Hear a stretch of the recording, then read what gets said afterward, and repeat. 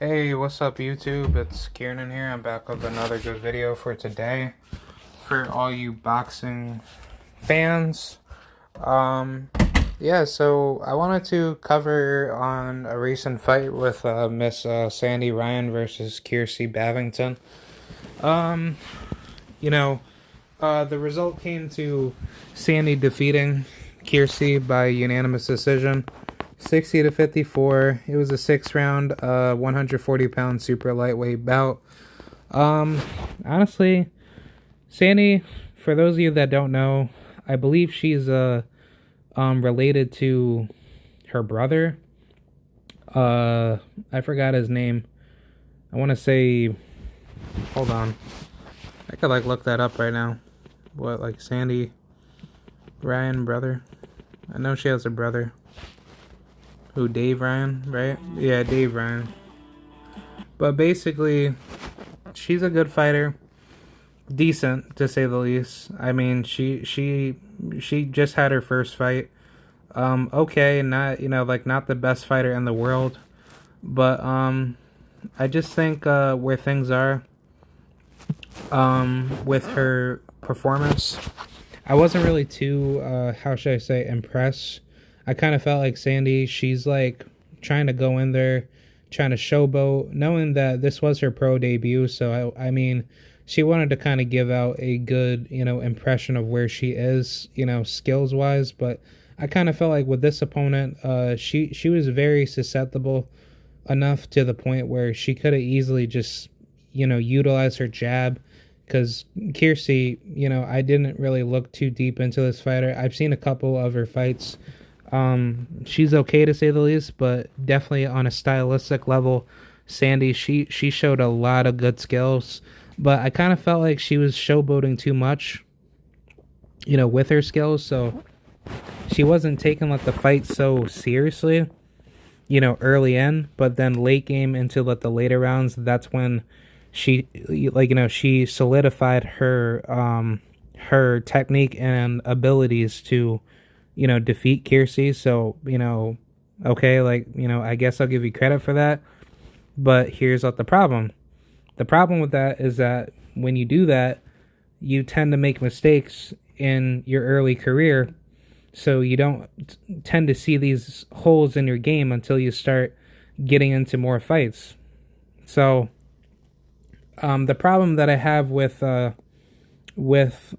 Sandy's performance is that she did not utilize her abilities to the highest to the highest degree to make it how should I say more to make it more easier for herself, so that way she can get a better victory, because she obviously said she was going to knock this person out. For those of you that haven't kept up with her pre-fight, I guess, media coverage, but for this person in general, I guess they were going back and forth, talking smack, blah, blah, blah. And, her and Sandy had some bad blood, but, it obviously didn't seem like bad blood. It just looked more of a, typical, how should I say, typical boxer beef. But other than that, Sandy, she did her thing and she dominated her. But the problem with this is that she tried to make the statement to say she's gonna knock her out, which it kind of showed in certain rounds, like round 4 through 6. She came close to knocking this this opponent out, but it didn't seem to be that close to a particular standard, because Sandy, she doesn't really have the power, I would say, to actually keep people back or to keep opponents away from her. And I could tell that she has a tendency to shell up on the inside, and she she's able to take a couple of trades, but she tends to get hit at unnecessary, how should I say, at unnecessary moments, to leave herself wide open to get clipped. And I think if you compared her to any fighter out of the British boxing, stable. Especially at 140. I would, or I'd probably even say at 147, I would compare her to like a miniature version of Josh Kelly, which may seem disrespectful, but I'm just kind of being like a little bit honest about it. Or no, not a little bit honest. I am being honest about it because I don't think, her skills are like to the point where, I could say that she's a good boxer puncher, which she can hit someone to keep her back in certain moments of the fight. But when she gets pressured up onto the inside, I kind of feel like a woman like, how should I say, if we go to the 140-pound division, a woman like super lightweight, a woman like, who else? I can't really think of any good possible opponents, but I'll probably go with maybe Caitlin Phelan, even though she's not too much of like a knockout puncher herself, but she might give her problems. People like who? Yeah, I don't really know too many of these girls that are on the come up, but I mean, if we really want to put her in there with like the top 25, maybe Elvina White could give her issues. I actually wouldn't mind to see that fight. I wouldn't mind to see maybe like a veteran like Diana Prozek. She could definitely hit. Maybe, I don't really know. Honestly, like there's just not enough competition for me to say that she would get exposed by, any top fighters, because there's only like 73 women that fight in her division, or 72. But yeah, it's just kind of weird because it's just that, I think skills wise she definitely has like, an American type style. She knows how to keep everything off the back foot, or she knows how to fight off the back foot, and she's not just like a come forward aggressive fighter. She's more of like a conventional boxer. The reason why I'm not gonna put her at that level, at that level to be a, how should I say, a brawler or a boxer puncher, is that she definitely shows a lot of holes that could be exposed by someone who is a pressure fighter and can give her a lot of problems. And I don't think she's gonna be at that level where she's going to handle somebody that can give her pressure, because this fight alone pretty much showed that she could definitely box somebody, especially to get points early into the early rounds. But when we see like fighters like Mary McGee or Chantel Cameron, to say the least, like women that women that can actually hit, I think that'll show a bigger, wide gap that, if she can't take a punch like that, then I think that's what will show her true colors coming into those bigger fights. But I think 140 is a, solid division for her. She looked extremely well.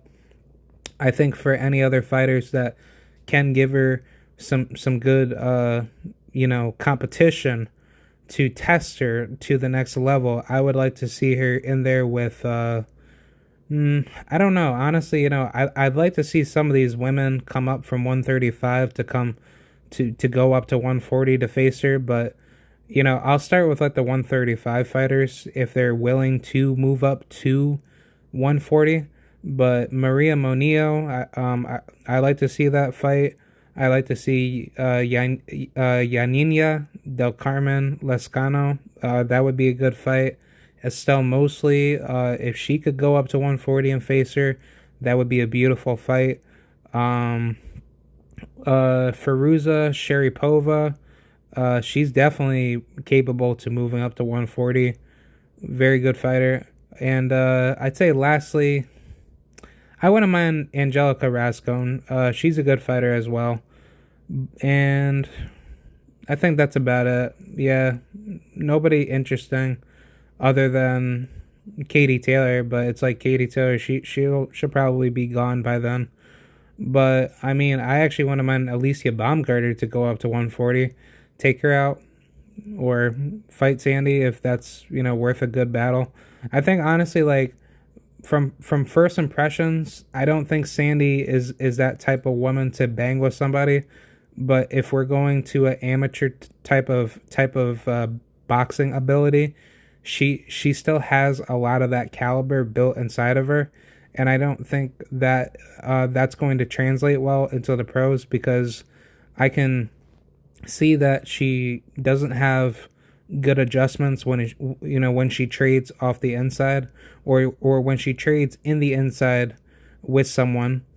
And knowing that Kirstie Bavington, she's not that big of a puncher herself, but she was hitting Sandy with some good uppercuts and some good body shots. So I think in her next fight, like whenever Sandy gets back in there, if she's gonna fight some good fighter, at least have somebody with good experience. If she's just trying to go straight, if she's trying to go straight after like a world title per se, just to get names on the record before she gets there, I probably say go after someone like Elvina White or Caitlin Phelan, or go after who else? Maybe Diana Prazic, but I kind of feel like that'll just be like a washed up fight. Candy Wyatt would be a good fight. I actually wouldn't mind that. I think that would be a beautiful fight. Um, let's see. I wouldn't mind women like I don't know. Yulia Kutsenko. Yeah, that's a decent fight. Not many of these women can actually get that many knockouts, so it's like a lot of these fighters that I'm mentioning probably don't have like the highest caliber per se because it's such a weak division. But just coming off of the top 25, coming off of BoxRec, as far as I see, I think those are decent opponents to say the least. Shit, I actually want to mind Victoria Bustos, but she's fighting Mary McGee for a world title bout. So I think it just kind of shows like a lot of open opportunities for Sandy, and I could definitely see her at the contender level pretty quick because she's in such a weak division. But shit, I wouldn't mind Rose Volante. I wouldn't mind Deanna Hobbs, even though she's 34 and Rose, she's about 38 years old. Or shit, I wouldn't mind Anaya Sanchez. She's available. It doesn't seem like she has anything going on. But, she's a big puncher herself, and she has 12 knockouts, and she's only been stopped once by Mavia Hamadouche, and she's 20-5. But I wouldn't want to just say like feed her like straight to the wolves, yet. But I mean, like when you're coming into the game so late, it's like like you want to probably get tested now, and then that way you already have the experience for later, and then you already have everything set up, for the future.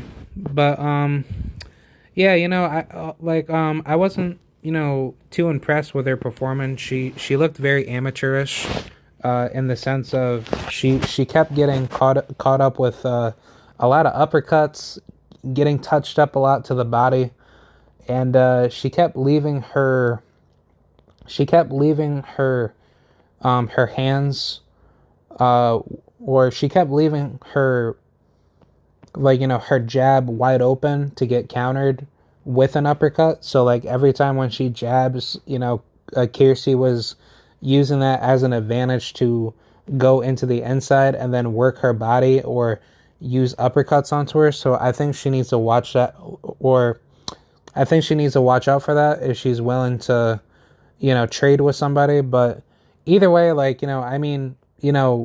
part of me feels like she fights like Josh Kelly in a way, and I'm not trying to be disrespectful about that. It's just like I think stylistically she pretends she can outbox somebody, but when you look at Josh Kelly and you put her next to it, she's kind of like coming through those tracks. And I could be wrong because this is her her first fight, and I can't make predictions for the future right away, but I think if she's going to step it up with tougher fights down the line, then I give her nothing but credibility, because I mean she's 27, and I think it makes all the sense in the world to start going after all the tougher opponents, because one, you're in a weak division, and two, it will help your resume grow a lot faster. So there's nothing to really worry about when you start taking out all the decent names that you believe that you can take out. And I think like a good name, or all the names that I mentioned earlier, like Caitlin Phelan, Elvina White, take out maybe Diana Prazek. I don't think that fight would be worth fighting, but go after Candy Wyatt, or I wouldn't mind Melissa Hernandez, but I feel like Hernandez, she wouldn't be too much of a decent opponent, to say the least, because I'm not doubting her abilities. I just think like where she's at in her career, she'll probably most likely retire. But I mean, if she's like if she's still willing to fight, then take the opportunity with her. Give Sandy like a shot, and let's see how she deals with a veteran level fighter. Or if she wants to go the route of facing Deanna Hobbs or Rose Valente or Anaya Sanchez, if she really wants to take big risk, then go for it. If it's possible, I'm just putting that out there. I think that makes all the sense in the world, but I don't have anything bad to really say about her. I'm just coming out to speak my fair criticism of any fighter. And shout out to Kirstie Simmons, or Kirstie Bavington. I'm sorry. She tried her best, and I think she's gonna grow from that fight, knowing that she got outboxed, and she should have used like a better game plan or better technique skill set to land more shots on Sandy, but she wasn't, utilizing her inside boxing ability, because it seems like she's more of an inside fighter. But I'm pretty sure she'll just go back to the drawing board, get better, and hopefully see her back. So shout out to her. But as for Sandy, I'm not really so sold on a lot of British fighters, but she, for one, makes me think of Josh Kelly in a way, and it'll be interesting to see like where things will be in her career, because I do believe she is a good fighter, to say the least. But do I think she's going to be at that top level? That's a bit questionable. So I think if she starts going after like the mid-tier contemporary, up and coming prospect, slash contender fighters like Elvina, Caitlin, and all the other, younger, lady or younger female fighters that she could take out, then she'll definitely make it to the top pretty quick, because it's like it's not a big division. So if you're if you're in that type of situation, for me personally, I would just go after all the names possible to take everybody out, and then it just makes it easier for you to have credibility getting up to a world title quicker. And I think that's what she'll probably do into the future. And I wish her nothing but the best, and prove me different. That's how me as boxing media would think different of a fighter. But that's pretty much what I gotta say. Shout out to Sandy Ryan. Shout out to Kirstie Bavington. I had lots of fun watching that fight. But yeah, I'm probably gonna cover the Can versus that Lee Wood guy. I don't think that fight will be too much of an interesting fight. But yeah, that's pretty much it. Honestly, I actually wanted to see the Conor Benn and Adrian Granados fight, which I think Conor Benn would have a pretty tough fight in front of him, but unfortunately Conor Benn, he got COVID, and I hope everything's well with him, but it just sucked that that fight had to been canceled for now. But hopefully Granados, he could probably stay active, unless he's gonna probably wait for Conor to recover. But I'll keep you guys updated on that because I'd like to talk about Agent Granados in the future. But that's pretty much it. Shout out to Kirstie and shout out to Sandy. Enjoyed watching the fight and more to come. All right, thank you guys very much, and I'll see y'all later. Bye.